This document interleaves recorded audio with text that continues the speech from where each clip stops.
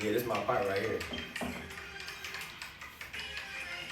Sounds of the rhythm hit hard with a vision. Provides inspiration, added fuel, cause I'm driven. Move with precision. And we made news, that's a given. Now we make news with opinions. Merging of the cultures. Sharing light, exposing all poses. Criticizing us from the sofa. Weight of the planet on my shoulders. I'm focused. Gotta play the rule with composure. The game chose us. Selected by the well-respected. Family trips when the checks hit. The music is the vehicle. Man, my nigga old school. He is old school. Oh, yeah. The few, I put it on the line for my people too. You might wear some, but you just lost one. Let them know the name if they need a hoop. Detroit's son, and we getting money till the law comes. Yeah, Detroit bread. For good luck, I break a leg. I gotta check it out, man. Make sure you download it. Hell yeah, we gotta promote that, man. That's hard, man. That's hard. Who was that? Huh? Who that artist? Who was that? Oh, rapping? Mm-hmm. That was Guilty Simpson. Guilty Simpson. The legendary Guilty Simpson. He from here? Yes, sir. Gotta tap in. Yeah, he had songs with Dilla and everybody. He's one of the real ones. Pioneer. I want to talk about that one too. He was in that era. I got a lot of that. Okay. I know I'm about to go with this. Yeah, this is the type of interview I like. Yeah. It's one of them ones. Yeah. Yes, indeed, powerful people. This is another episode of Breaking the Machine. I'm your host, Ahmad the Poet, alongside my partner, Spank the Bank. What up, though? And today we be taking another incremental step in shifting the culture. The mics is on. We got the mics on for this episode. The SD card is in. Yes, sir. You can hear us. The last episode, we forgot to put the SD card in, but we back and better, man. Yep, we got it done, though. We got it done, That's man. all that matters. We got a powerful episode for y'all today, man. This is one of those full circle moments, man. We're going to get to that in a second, Legend. man. We got a legend in the studio with us today, man. We got a designer, fashion icon, founder of Distinct Life, co-owner of Burn Rubber. We got a tap enthusiast, hip-hop historian, Detroit legend, the good brother Rick Williams in the studio with us today, man. How you doing today, family? Thank you. Yes, sir. The good brother, man. Hey, we cannot forget co-owner of Cream Blends. Oh, co-owner of Cream Blends. Cream Blends. Absolutely. Yeah, you gotta Get it for your skin. Right. Get your skin right. Hit that skin. I need something for my elbows. That's family business, right? Yes, sir. Family business. You and the wife? You and wife? Yes. And that's what's up, man. That's what's up. Yes. But before we jump into it, man, I want to kind of talk about how I got introduced to you, man. Growing up, coming up into the sneaker culture, because I don't think I got a pair of J's till I was in like 11th grade, but I was like a sneaker enthusiast, like I say starting like 9th grade. Okay. And I would just be on this app called Unlace, and I'd be looking at sneakers, and then I started to like dive deep and go deeper. And then I started watching this show called Sneak Peeks on Nice Kicks. Okay. And I would be watching all these people's sneaker closets, like The Game and Pierre. I can't believe I forgot the dude's name. He was a point guard for the Sixers. Okay. I'm forgetting his name. He go by Pappy God, but he broke code. Shout out to him. And just seeing all these people's sneaker closets. And when I came across Rick's sneaker closet, man, I had never seen a sneaker closet like that. And it inspired me to start wearing New Balances. I believe it was the Verner's collab that I had saw that I was like, oh, this is the hardest stuff I ever seen in my life. I was like, bro, I got to start rocking New Balances. These is like as hard as J's. Yeah. So What's New Balances? It was that was what? Yeah, what yeah, one that was was that shoe. Yeah, like what's a New Balances? That was a New Balance 572. Okay. Yeah. And they did this dope Verner's collab. You got the insole with the Verner's the Verner's can on it. I'm like, man, this so cold, man. It's so cold. And then fast forward, I think it was last year, Earn Your Leisure had came into town to do a activation. And I remember I wanted to tap in with Rashad because I wanted to get media passes to InvestFest. So I ended up tapping with David. We go down there, and I see Rick, and I'm like, man, I used to watch him growing up. I'm like, bro, I never thought I'd run into him. And I saw him talking to somebody. I'm like, man, I wasn't finna say nothing, but I'm like, man, I gotta say something, man. I just like, man, excuse me, I'm sorry. I just wanted to say, man, I grew up watching you, man. I saw your episode of Sneak Peek on Nice Kicks, man, and it inspired me to get into like sneakers for real. And I just wanted to say, like, man, I really appreciate you. And I just walked off, man. But it was just like, that was such a full circle moment for me, man. So to have you on the show, like, this is big for me, man. Like, it felt genuine when I met you there, and I was like, after that day, I made sure I was following you, and then after that is when I really was like, yo, the things that you were saying and the questions that you were asking people, I appreciate that. You know what I'm saying? I think it's time for people to be responsible and to think deeper into the things that we're doing, what we're consuming, and what we're putting out. So, I was definitely, when we ran into each other that day, that was probably the best part of that day to me. You know what I'm saying? We were only there for a little bit. We spoke on the thing, and we had to be somewhere, but it was definitely good we ran into each other that day. Man, so this is just a blessing, man. A blessing. So I wanted to ask you, what kind of got you started into just that creative side of the world, and what kind of gave you the courage to take your chances with this? I mean, I know, coming from a lot of the backgrounds that we come from, it can kind of be like that, this is a factory town. You know what I'm saying? It's a lot of like hard-nosed work, blue-collar work going on. But you kind of chose, you chose to take the creative side. Like, what kind of gave you the courage to do that? I think my whole life I've always been on the creative side. You know what I'm saying? Like, I would say my earliest memory of like business, like when I was younger, like my father he had a couple different businesses, and so I witnessed that. And then I grew up in Milwaukee, Wisconsin, until I was like 14 or something. Like whenever you're like a freshman in high school, that's when I got here. Like the end 14, of 8th grade 15, freshman. When I was there, when I was in junior high school, we had this entrepreneur day. So it was really just to kind of make you think, like, what is an entrepreneur, and what do they do? And then we had this day where you tried to sell something. And it was like, it was me and my two best friends, Eric and Brandon, and it was like for Entrepreneur Day, we were gonna, people are gonna do bake sales. We're in middle school. But one of my father's businesses, it was like in the summer we would set up at this spot in Milwaukee called Summerfest, and it was like kind of like how Hart Plaza is, but it's like bigger, and you gotta like pay to get in. Damn. So it's Hart Plaza, you don't gotta pay. Yeah, you do. No, you don't. Not really. Okay. Sometimes they set up them fences, but it's like a waterfront. You know what I'm saying? So he would sell like famous cookies, and we would have Good Humor ice cream. Yeah. Oh, y'all go crazy. Yeah. So this is when I was young, and then and ices, so like shaved ice. So we still had those shaved ice like machines in the basement. So we had this entrepreneur day, and I'm like, yo, we'll just do snow cones. Nobody's gonna be able to do snow cones. You know what I'm saying? I'm young. So we end up doing that. We broke records for the entrepreneur day. And the best thing is we went, so this is the creative thing. I don't know what I was seeing. It might have been something on TV. It could have been something, I don't know, some craft thing. But somehow I found out that you can take a chip bag, a potato chip bag, lay it down and put it in like the oven. And it'll shrink and maintain its like design integrity. Like the words, everything just shrinks, but it stays the same. You know what I'm saying? And then it's hard. You know what I'm saying? Because it's plastic. So then we did that. And wrapped it around. Look, at lunch, we went and got all of the people's chip bags out of the garbage on some. We were young. Rinsed them shits out at school. Took them home like, whatever we got from lunch. Turned them all into keychains and sold them for $3 a pop. And sold out. That's creative. So, but that showed me, I was like, yo, that's, I'm using whatever the Most High puts on me to try and eat with. And this is at a very young age. I was in like 7th or 8th grade.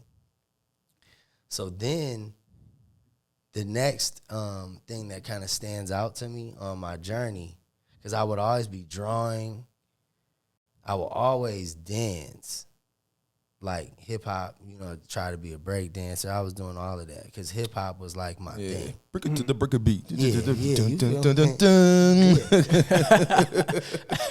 That's the 80s for sure. Yes.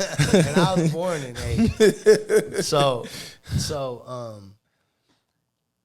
80s. It was always, that creativity was always there. And then for some reason I started cutting hair. I found a book in the crib.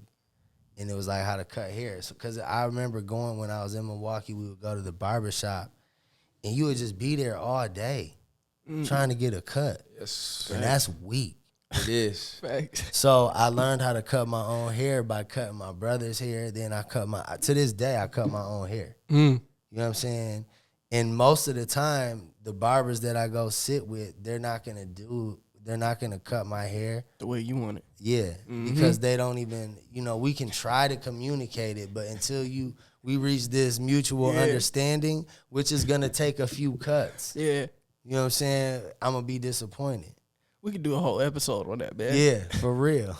I got a question. How are you able to like juggle all these things that you do in your life? So like I'm hearing you tap dance, you got the storefront burnt rubber, you cut hair. But we didn't. But these are all like we're just working up to that. No, I know, but like how are you still able to juggle, do all these things? Because like being multi-talented in a way, like how are you able to just focus on each one? I understand my role in each one. Okay. You understand? Like, first of all, I don't own like the store. I own the brand Burn Rubber. Okay. And I sold the store to my partner because there's, and this is something I haven't really explained. But when you have a business, your model is going to yield X amount of dollars. And if you have expenses, like your family, both of us had a family. If those expenses that are like hard expenses outweigh what you're generating, then you got to make some decisions. You know what I'm saying? And instead, of us getting rid of it altogether, I was like, well, I'll sell my part of the store to you so that the store can live on. Because if we keep pulling what we need to, it's gonna die. Because we're taking everything, all the life out of it. The life meaning the money. Right. So that was a turning point like 5 or 6 years ago. So I will always support Burn Rubber because that's what I built. You know what I mean? But that was a moment where I had to do a shift. And that's when I started leaning more on being the designer. You know what I'm saying? And coming up with projects and then, seeing those projects through. And that's where the agency, The Distinct Life, came from. You know what I'm saying? So now with The Distinct Life, I have a project or I have a client and, we have a goal or we have something that we're trying to accomplish. And that's what it is now. So now it's like I have a role. With Burn Rubber, you'll have a store and like maybe we're all putting input on buying and doing different things. But what I realized is, I'm coming and I'm putting these collabs together. I'm designing these collabs, and I found this is really what I want to do. My passion isn't for just having a whole bunch of sneakers. I ended up having that, but my passion is telling stories with product. And that's what you got with that Verner shoe. And that Verner shoe was done in a way where, like you mentioned, the insole, that was real Verner's pop that you saw. So like when you take the insoles out, at my home in the basement, I went and got a fish tank, filled the fish tank with 5 2-liters of Verners and lit it from both sides. Shot the photo that you see on the insole. You know what I'm saying? The details of the wood grain on the toe box, which represents the wood grain that you see on the box, from the actual pop box. You know what I'm saying? And then you have that can, the Burn Rubber can, hanging hanging on the side, which just kind of is like the last thing. So it's like, if you didn't know this was Verner's, this is Verner's. You know what I'm saying? And those details are something that we can appreciate because that's our thing. You know, we created Verner's. Like, Verner's came from Michigan. So that's something that was a story that we were able to share with the world based off of a sneaker project. I always like unique stuff, man. Like unique clothes, unique sneakers. It's like, bro, if they're like, this is unique, not everybody in the world has it. They made X amount of them. I'm like, I need that. Yeah. It got to be hard though. I ain't just getting something just to get it. Into it. So when I saw that Verner's collab, I was like, oh yeah, this is some Michigan stuff. Like I need those. You know what I'm saying? Was never able to cop them. I probably missed the drop date, but I checked out eBay. They had some on eBay, but I couldn't find none in my size. What size you wear? 13. Oh, yeah. I couldn't You were find 13? any- Yeah. That's a tough one. I couldn't find any of my size. But I did want to get back to the journey just because I think it's important for a lot of creatives, especially designers. A lot of people out here, you got merch and different like smaller clothing brands. Like you took it to the top level. You know what I'm saying? Like you talk about, you know, going to Asia and doing work in Japan, having connections in Japan and all this. Like, how do you go from like, you know, just being a creative, you know, in 8th grade, you know, all the way up to working with brands like New Balance and all these other like big brands? I think one, I try to do things that are authentic to me. You know what I'm saying? So I never am gonna get bored. And first, it all started with hip hop. Hip hop taught me how to dress. Hip hop taught me to even think about knowledge of self. Hip hop taught me to look into a lot of things deeper than we do on average. And those things are what informed even the product that we brought into the store. You know, it's like our culture. You know, those shoes, Jordans, that they're Jordans because of the experiences that we've had with Jordans. And that was all through hip hop. Like Adidas with Run DMC. Yeah, exactly. Exactly. So what era of hip hop inspired you? The 90s, like the golden era of hip hop. It's golden. Yeah. So I mean, who was on the 90s? That was KRS-One. okay. I thought he was 80s. Outkast. Okay, I knew Outkast was in the 90s. I thought KRS. Yeah, but he's been through the 90s too. Okay. Like when he's been around for a long time. Okay, okay. You know what I'm saying? So you got people like KRS-One. You got Outkast, Pac in there. Pac. You got Big. Yeah. I mean the whole Nas. all of them, Hov, but a lot of But them. me, before I even went to a lot of those artists, I was really looking at people like, you know, Mos Def and De La Soul. Like those are the ones that really influenced me because of what they were talking about. You know what I'm saying? So you're a purist, yeah. Well, not necessarily that. It's just what related to me. I'm not really. If you talking about lean, I'm not really. Yeah, I'm not. Yeah, I'm not I here feel for that. that. Yeah. If you talking about, Killing you know, moves, you know, that type of stuff. you know, even if you talking about smashing all these breezes, that's not my life. That's not me. Right. I'm very happy, and I've been married for a long time. You know what I'm saying? There's so many other. You know, I feel purpose. Like Nip. Nip's music is what I want to hear. I want to hear purpose. I don't want to hear you swagging on niggas. Yeah. Deep, man. So now what? So what new hip hop is inspiring you right now? I'm not really listening to a lot of new music now, just because all I listen to is the music that we're creating. Like, You always I do listen to Fat Ray a lot. I listen to Fat Ray a lot. He one of my favorite rappers. I listen to him a lot, and I listen to a lot of Detroit artists because I want to support the people from here. Right. Right. You know what I'm saying? That's it. That's one hell of a perspective though, because it's just like I feel like we all should be like that, but a lot of us ain't. You know what I'm saying? Like we'll listen to music that's so contradictory to what we our believe. environment, and I never understood it, especially when I was working in school. Like the students would listen, like this kid's super sheltered. You know what I'm saying? But he's listening to Lil Durk. He listening to NBA YoungBoy. It makes them feel away. Yeah.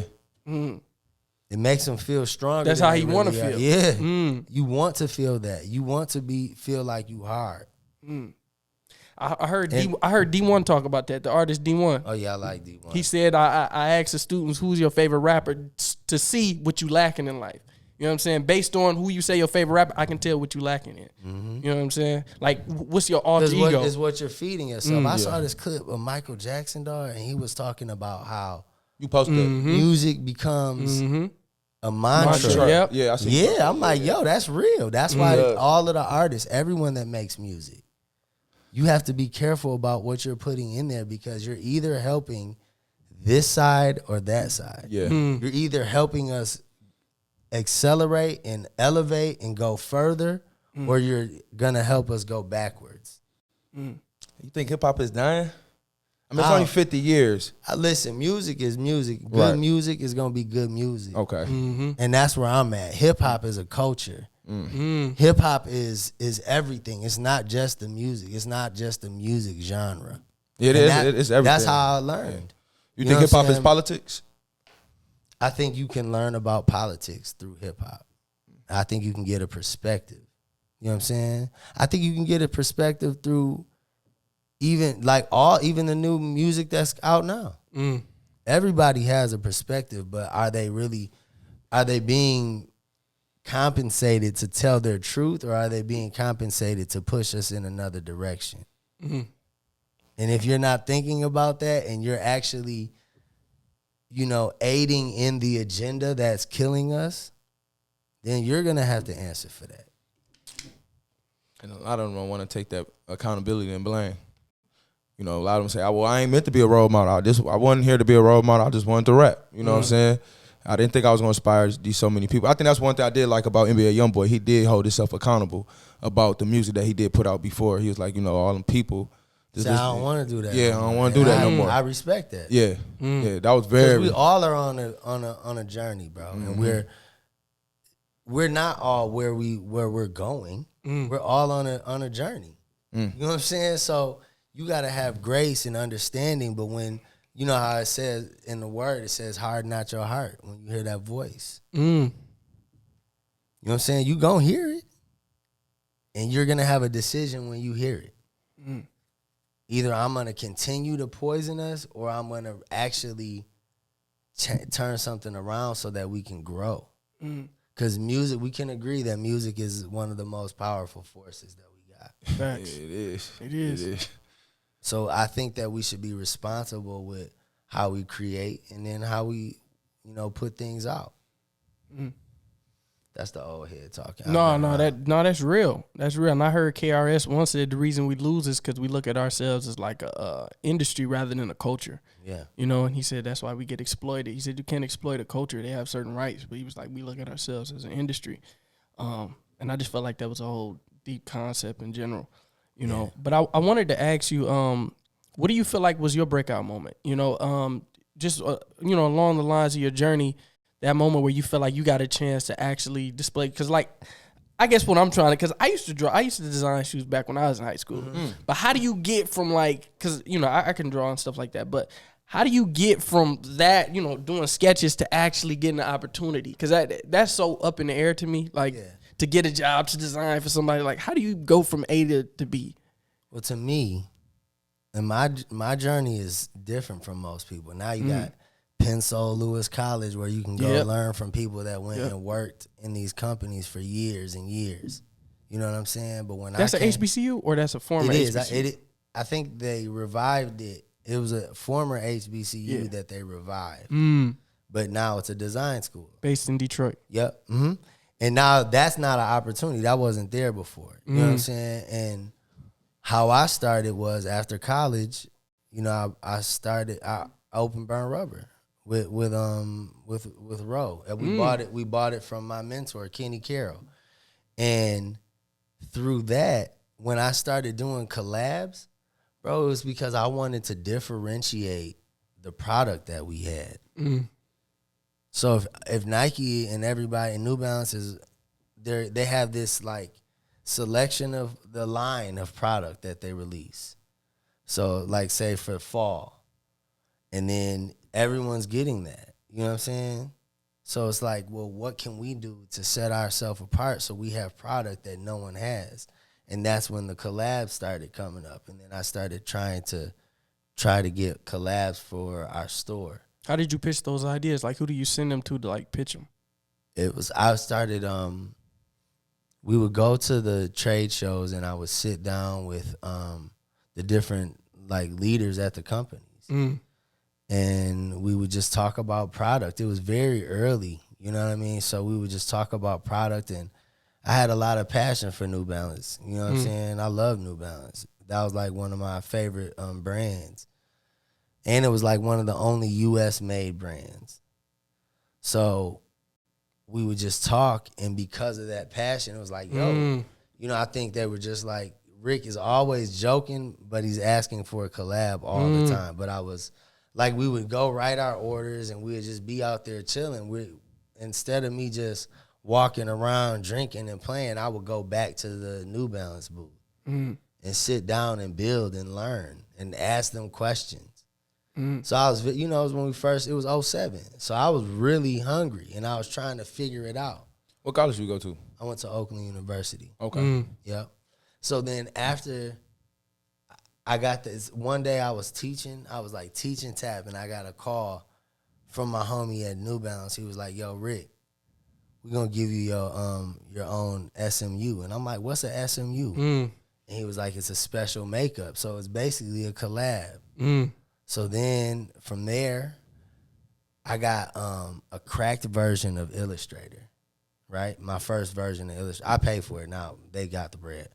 But when that one was cracked, and I took a picture, because they didn't send me like the CAD right away. They told me we were getting ready to do ours.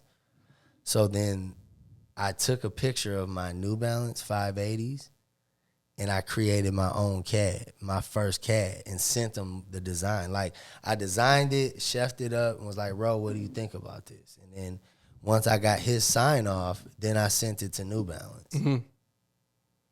And then from that point, they sent me the non-disclosure, everything. Like, we had to, like, then I kind of sped it up. You know what I'm saying? Because I finished the design already. And then, you know, one thing led to another. We signed all that stuff, and then we went out to Boston. And then my brother Frank the Butcher from Boston picked me and Ro up from the airport, took us to the meeting. And then that's where I don't know if you guys heard of it was like New Balance had the shoe called the Kennedy. It was like a 999. And it was inspired by like Boston's boating culture. But they tried to get me to switch the 580 to this 999 in the meeting. But the 580 was my favorite shoe at the time. So I was like, that's not an option. I can't switch it out. And I looked at Ro was like, man, this is what we designed. This is what you want to do. This is what it is, Rick. If you say it's the 580, that's what we doing. So then we gave it. Frank got the 999, and that shoe went down in history too. Like, it sold out and went crazy. So, but all of that came from that meeting. So it was like some behind the scenes that no one would know. You know, and these were things that were like cultural moments. So you had two stores at the time that you guys were going to the you said the trade. You said they were called trade shows. Y'all had two stores at the time, two storefronts, or just one? No, at the beginning we had the original store, Burn Rubber on 4th Street. Okay. Then we opened a store that we called 218. So it was gonna be called BR by Burn Rubber. And when I designed that, like I tried to go register it, and then we got reached out to by Banana Republic. So I had to change the name. And then what I did was I'm like, all right, so it can't be BR by Burn Rubber. So what I did was change it to the second letter of the alphabet is the 2, and the 18th letter is the R. BR by Burn Rubber. So it was 218, 2/18 by Burn Rubber. So that's when how I created 218. And then that was just our clothing store. So, and we had some partners for that. So with 218, we didn't have enough room in the original 202 store. So we had to go open this second location, and that was open for a couple years, and then we closed that because that wasn't the right move. And then we moved to Main Street. So do you feel like you used the storefront to leverage that in order that helped you get the collab, your first collab? The first collab was because it was a collab for our store. So it was like you have a retail store and you're the front line. Because you're in the room, like you said, you're at the trade shows. You're in the room because you have brick and mortar. That's where you sell. That's where you buy the product. The product. But you're meeting the people at these organizations, though. Yeah. But at the trade show, that's where you're placing what they call futures orders. So you're placing your order for 6 months from then. How do you get invited to that? Like those trade shows. If you had a retail store, this is the standard practice. Like you find, where they do the trade shows where people are going to be showing their lines and things like that. And Nike and all the big boys is there too. Not all the time, but some of them are. Sometimes. There. Yeah. Any designers you looking forward to collabing with? Anybody you like haven't collab with? You looking forward to collab with? Any designers or anybody? At the moment, I'm not. I've been trying to. I kind of step back a little bit to kind of observe more, because I feel like we consume so much, and I want to be. That's real. Whatever I put out, I want it to be, I want it to have purpose. Gotcha. So even with working with other people, we gotta align. Yeah. You know what I'm saying? Our vision and our principles have to align, or else I can't really stand with you. That's another question I had. What is your principles as a man you live by? Like your core principles. Man, the number one thing is the golden rule. Like, if you want to keep it simple, you know what I'm saying? Treat people how you want to be treated. Walk with principle. You know what I'm saying? Honor your family. Build for your family. That's what I'm here for. Everything that I do, even the opportunities to design and all of that, is just a way for me to provide for my family. The job is for me to first be able to inspire my children and my wife, and then be able to, for us to, as a unit, be able to go out and inspire the community. So I live by principles that can do that. If I'm messing around and being irresponsible and not handling my biz, what type of example am I setting for my children? If I'm not honoring my wife and respecting my wife in the public, what type of example am I setting for my children? How do I want them to treat a woman? And you show them that, not tell them.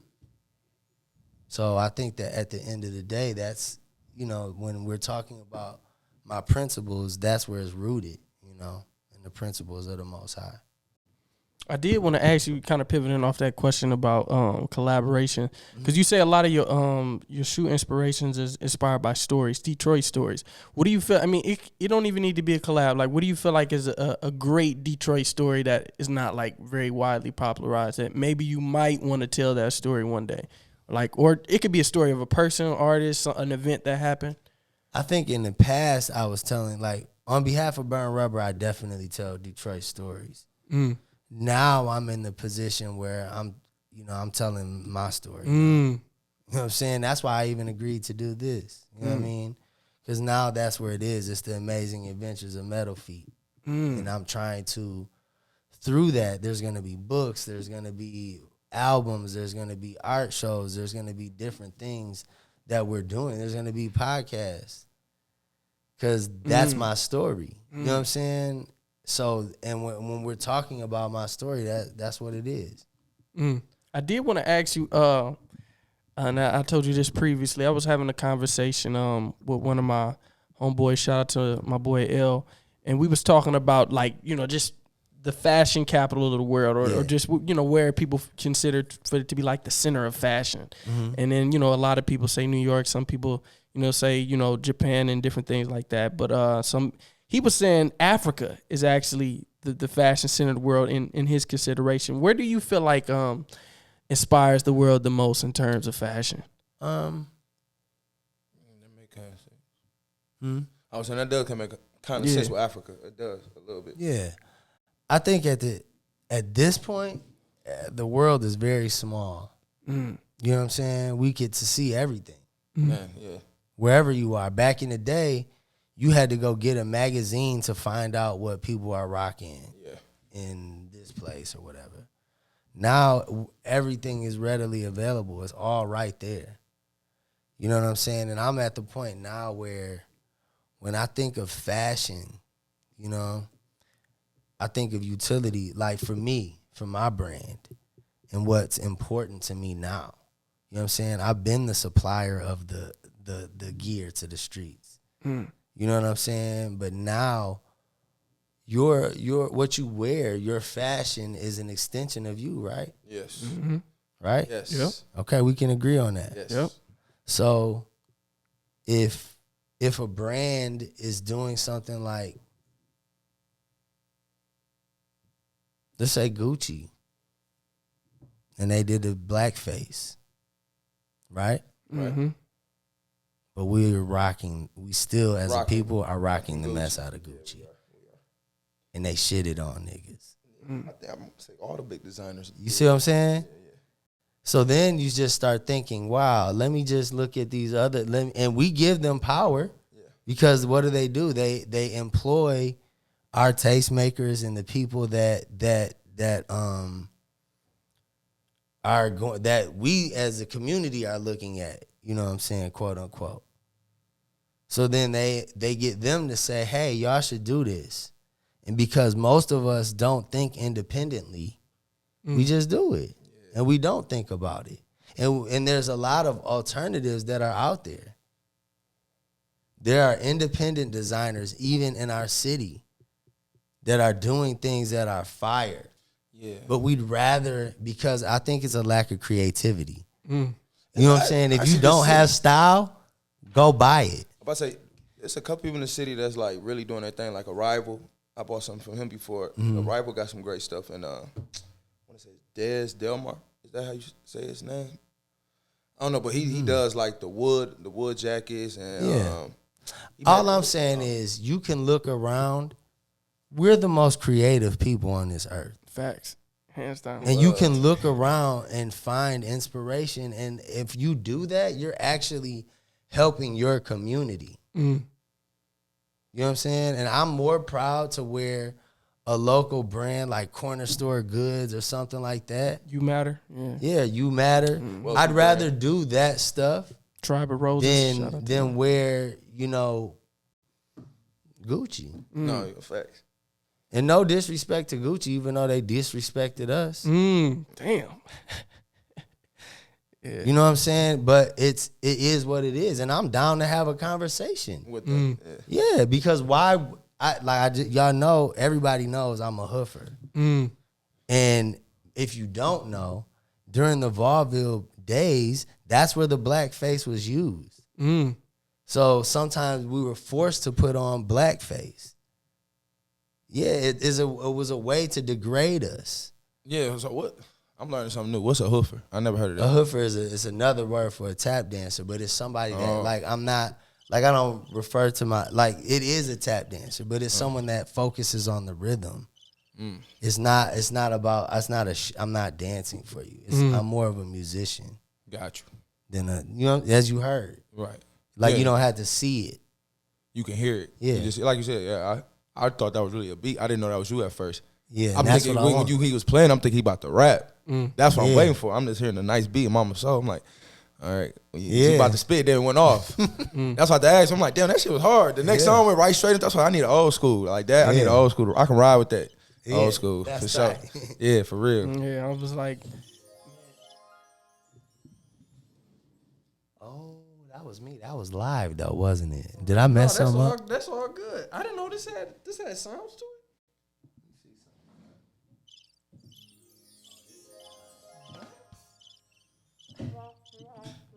I'm just learning something myself. Okay, I might bring some of them back. Hey, that's the first, man. I didn't even know that could work like that. That's crazy, man. But yeah, I did want to ask you about you guys had a show, you and Ro. I think it might have been on TV, but I saw it on YouTube. Yeah. And it was based around Burn Rubber, the actual storefront.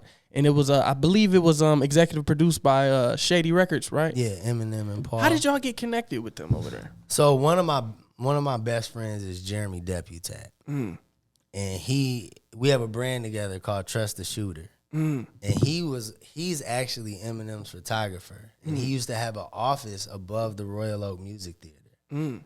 So it came an opportunity, and Paul was like, I think he had an opportunity to make some content for this YouTube channel. And this was the show. It was called Detroit Rubber, and it was about me and Ro and our sneaker store and the everyday antics of the store. You know what I'm saying? And it definitely, you know, it did a good job of capturing, you know, the spirit and the fun of what Burn Rubber was back in that time too. Do you feel like networking should be a skill, or is this something that just comes with natural alignment? Because I hear you talking about alignment. I mean, maybe not no specific words, but that's a principle that you kind of live by. Yeah. I think networking is what, I think sometimes you can force networking. Mm-hmm. And I think it's about relationship building. Yeah, somebody told me that. Somebody told me that. It's not about networking. It's like, I can meet all these people. If we don't have anything in common or a common goal or anything, there's nothing we can really do. But if we find out we have things in common, then we can find out, oh, we can do this together and help each other grow. And then, like, that's where it all kind of comes from. You know, what do we have to offer one another to help build something? I wanted to ask you also about the I believe it's called the law of least effort. What's that whole principle? I heard you talk about that on the What Do We Do podcast. I like to shout out people's podcasts because sometimes I hear people reference our podcast and they don't say our name. Yeah. So yeah, but I heard you talk about the law of least effort. What's that in that whole concept? I think that all of us have like genius level ability. I heard Jay-Z said that one time, but I really believe that. Like I believe that there are certain things that I do really well that another person might not do really well. And there's certain things that you do really well that I don't do well. But it comes to you easily, right? Yeah, it does. So then that's how you get a team. If I think like a designer, I move like a designer, I design things, then that means it's like, yo, when we get here, or you just want to be the designer now that I'm like, that you see this, that's counterproductive if that's not really where your passion was, but now you want to do that because you're watching someone else do that. That makes it so you can't really win together. So when I'm talking about the law of least effort, it's like, what do you do well for this, what we're doing? You know what I'm saying? And then we all bring that to the table. And then if you're not in a group setting, it's what do I do really well? And then how do I build that up so I can eat off of that? You know what I'm saying? So and that law of least effort, I believe, is tied into the, you know, that universal law of just putting the time in. You know what I'm saying? If you do something, if you're a basketball player and you're trying to be the best shooter, you're gonna shoot for hours and hours and hours and hours and hours and hours and hours and hours and hours if you want to be the best. And then that effort is a different effort, though. You know what I'm saying? It's like you made a decision, and now when it's time to hoop, there's that the effort is different. It's what you're supposed to be doing because it's what you can do seamlessly. And we all have skills. Like you might be a writer, and you might like be able to write things very easily. So then maybe that's what you should be focused on. You know what I'm saying? Yeah. But someone's like, yo, I want you to work on cars. If you don't have any passion for that, that's not going to be the path of least effort. You got to have a passion, you know what I'm saying, to even want to do it. And then once you gain these skills, then you get to that point where you're like, oh, yeah, this is what I want to do. But you also got to find out, how does that fit into to everything? Into the rhythm of everything. How do I eat from this? You know what I'm saying? What would you No, It's actually like, what did when did you figure this life thing out? How old were you? Well, I ain't gonna say how old were you, but like, when did you figure this, life thing out? And when did you figure out, I just want to focus on this one thing? Because I feel like, this is what I'm going through right now, my 20s. I'm all over the place. Yeah. I'm just trying to like zone in because I'll be 30 next year. So I'm just trying to really, like, I ain't got that much time to bullshit with it. So just trying to. When I was in college, I always had like a drive. Like I feel like I always wanted to go into business for myself. Mm-hmm. Not necessarily have a brick and mortar, but to be in business for myself. Right. You know what I'm saying? And I think that I just was even when I went to college, I was a business major, marketing major. You know what I'm saying? Like, and I still didn't know where I was going. I was just walking. You know what I'm saying? And I listened to the spirit though. Like it might sound crazy, but it's for real. It's real talk. Like when I saw my wife, I knew it was gonna be my wife. And we got married when we were at school, and went back to school on Monday. We was talking about that. You know what I'm saying? Because I just knew this. I want this to be my wife. I want to start a life with this person. You know what I'm saying? I didn't wait till I was already established. I didn't have bread. She was in the gym for sure. Mm. You know what I'm saying? Like, and that meant something to me. Because everything's not going to always be up. You know what I'm saying? Up times come and down times come. And what happens with that person is what you got to look at. Can you go through them tough times together and be happy through the tough times? Or is it all this stuff that matters more than anything? Sneakers, jewelry, none of that matters at the end of the day. You know what I'm saying? So it's about creating. It's about what we're doing. How are we going to help our people?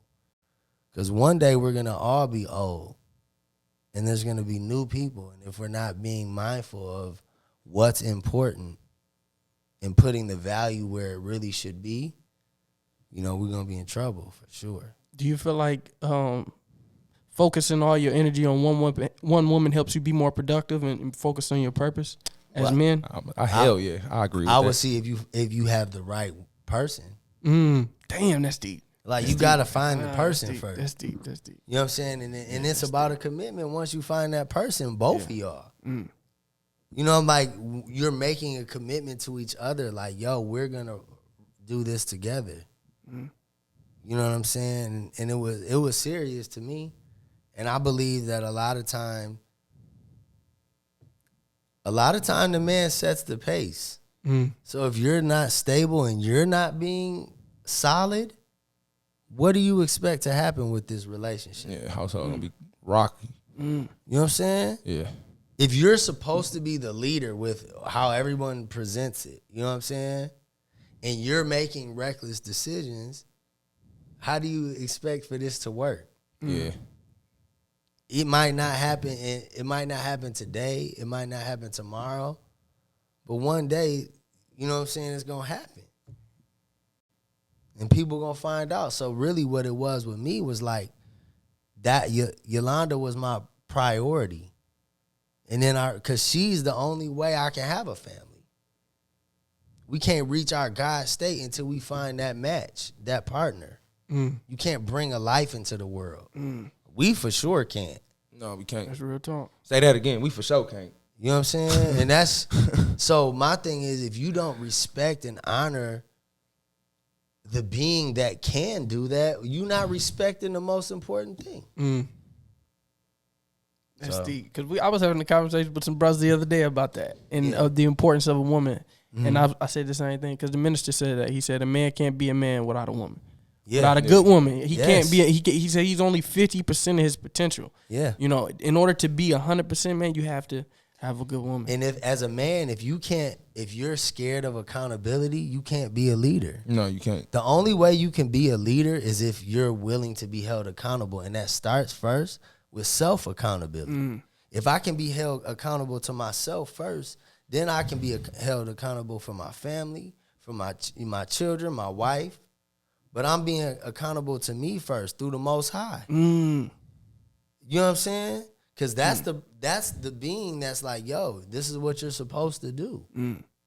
It reminded me of something Kevin Gates said on the Breakfast Club. He said that's how he started off his day. He said, I have to make my word bond with myself by going to the gym, so then I can make my word bond throughout the day. But I got to make my word bond in the morning. Yeah. And I feel that. It's like doing something that difficult in the morning, or just you just got to hold yourself to that standard. Yeah. I did want to ask you about this before we go, because you talk about being the hardest worker. How did you kind of work that out? Or is that something that you still do, like be the hardest worker, or like? Or do you work smarter? Yeah, or it's both. How do you balance it? Because you got family. You got family. Yeah, but even with that, it's like you got to have balance. Period. Everything is about balance. You know what I'm saying? I wake up and it's like, like you just said, you got to make good on your word with yourself. You know what I'm saying? And that's a good one. That's a real good one. Yeah. But even my practice with tap, that's how I meditate. You know what I'm saying? I rock in the morning and connect. Damn. So then when it's time for me to, like, if I was to pull up and perform, it's nothing. Because it's just what I do every day. If you miss a day of tap, do you feel like your day get a little shaky? It's just like how I walk. But if I miss rocking, I'll listen to something like that I've recorded, and it'll put me in that same space. Damn. Yeah, like if I miss a day of working out, my days just be I hate it. Yeah, like I hate how the day go by. Yeah, I miss a day to gym. Like I just left the gym before I got here. So I got to get it in. I got to. Yeah, I respect that. Yeah, I feel that. It's just like because I missed the gym today. But it's just like I went hard and worked, though. Yeah. It's like I got to go hard in something. If I'm not going hard, I got to go hard. Like, I got to do something challenging. That's why I feel so relaxed. Bro, I got that good 45 minutes. I'm like, let me. Yeah, that's what I told him when he got here. I said, you in that mode, man. He said, I'm always in that mode. Man, I'm always just trying to get there. Last thing I wanted to ask you, man, because we asked a lot of our guests, well, pretty much all our guests on the show at this season, well, last season and this season. What would you call this chapter in your life? Which chapter? The one this one right now? Yeah. What would you call this chapter? Clarity.